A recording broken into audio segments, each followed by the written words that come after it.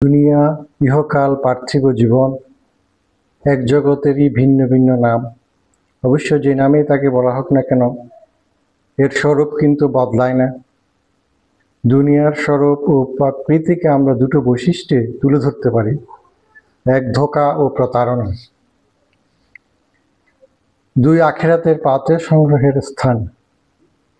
দুনিয়া আমাদের ধোঁকায় ফেলে আখিরাত থেকে ভুলিয়ে রাখে এক পরম সত্য থেকে, যে সত্যের সম্মুখীন হব আমরা সবাই।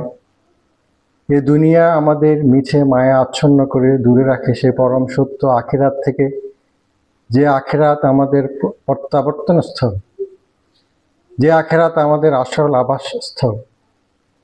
এ অর্থে দুনিয়া ধোঁকা ও প্রতারণাময়।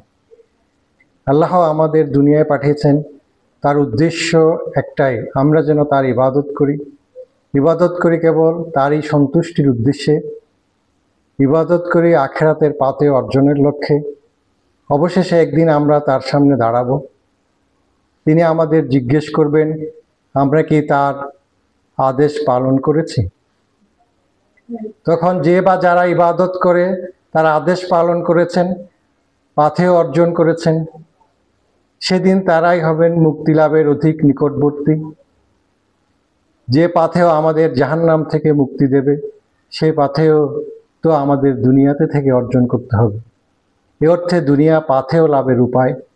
দুনিয়াকে আমরা নিজের চোখে দেখি, ব্যাখ্যা করে থাকি নিজের মতো করে, কিন্তু আদৌ কি তা করা উচিত?